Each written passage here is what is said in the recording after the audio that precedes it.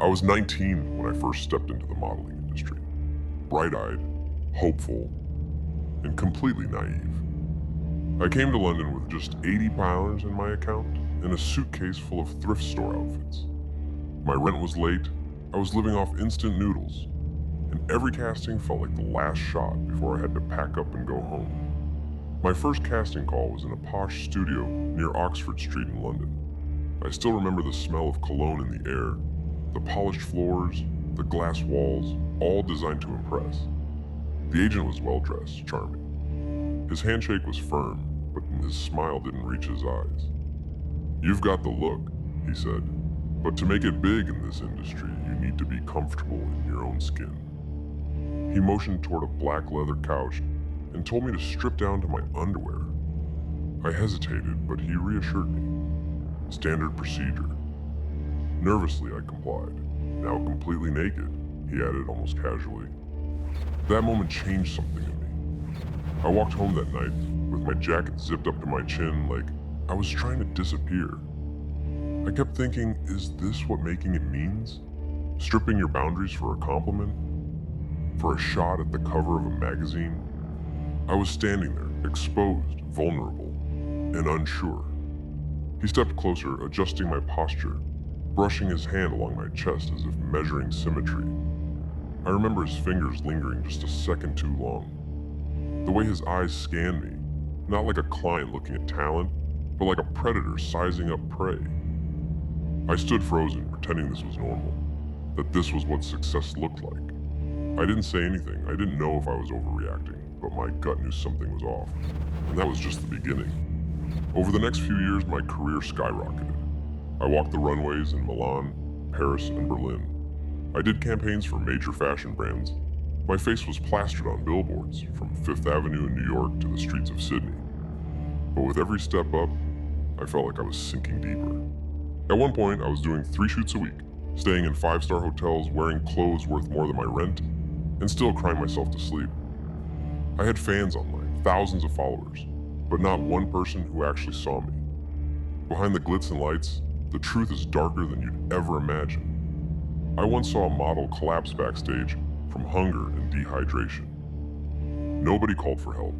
A stylist stepped over his body like it was a pile of clothes and said, "Get him out of here, we've got 5 minutes to showtime." We, the models, are treated like disposable products. If you land a big campaign, you're a god. I once got a huge campaign for a luxury underwear brand. The celebration dinner turned into an orgy before midnight. I didn't join, but I stayed in the room. That's when I learned silence is currency in this business. You don't need to say yes, you just need to not say no.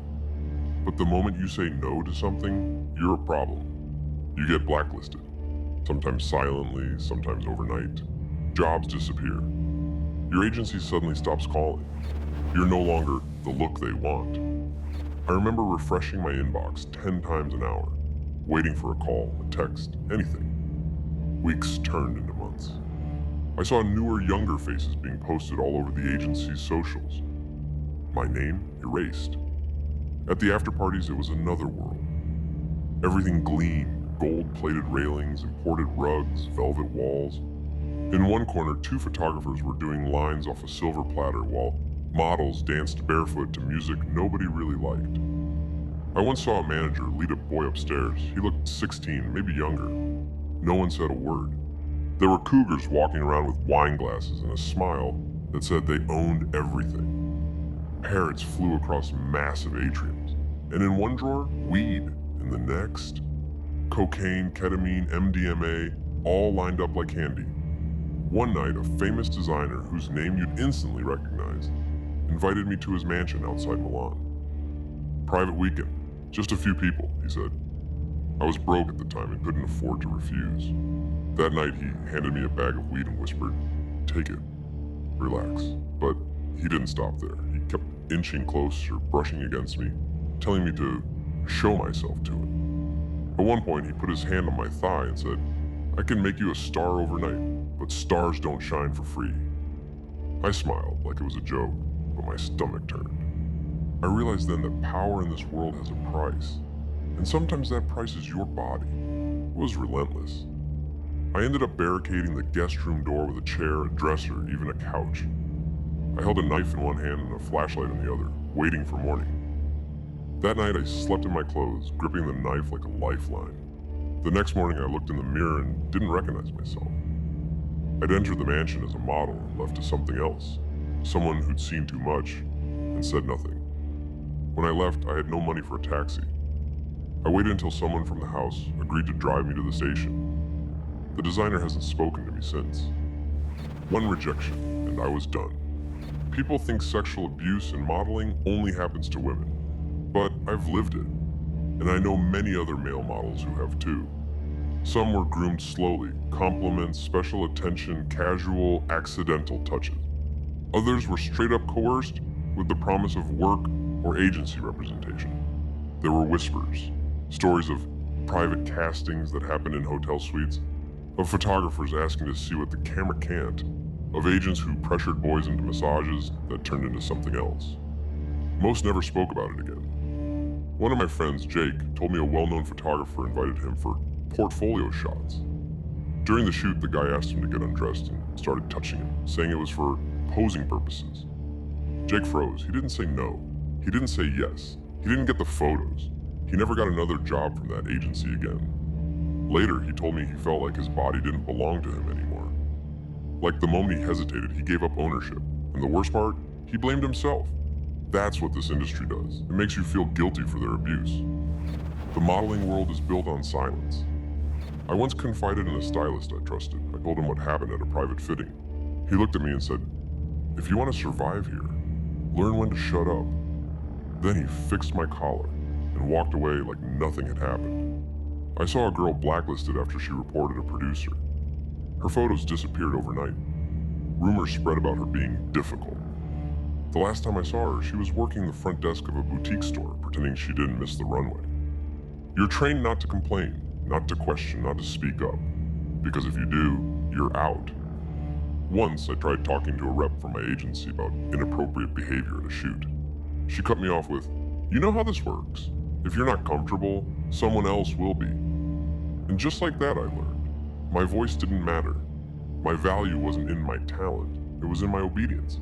I was praised when I said yes, punished when I hesitated.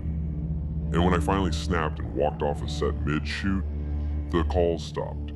My rent piled up. I sold my designer gifts just to eat. Being difficult came with a price. There's a silent epidemic in this industry. Abuse, coercion, drug use to stay thin, blacklisting those who speak up. One model told me he was given cocaine at 17 to suppress his appetite before a Paris runway show. Another said her agent withheld her paycheck until she attended a private dinner with a client. And yet these people still work in the industry. They still get invited to panels, still shoot for major magazines, still judge international competitions. Why? Because they're protected by money, by influence, by silence. Movements like Me Too helped crack the surface. But if they were truly effective, half the top designers and photographers would be in jail. The modeling industry doesn't need more awareness. It needs accountability, and we, the models, need to stop being afraid. Because every time we stay silent, someone else walks into the same trap. If you're a model and you've gone through something similar, know this: you are not alone. I know what it's like to have nightmares from what you didn't stop, to avoid mirrors because they remind you of who watched and said nothing, to wonder if your silence made you complicit. But healing starts with truth. You are not crazy, and it was not your fault. You're not weak for saying no. You're strong for surviving. And if we don't speak up, they'll keep getting away with it. I'm not telling this story for pity. I'm telling it so the next 19-year-old who walks into a casting knows what to expect. So they know that no is a full sentence, that their value doesn't shrink when they protect their dignity. It's time to take our power back.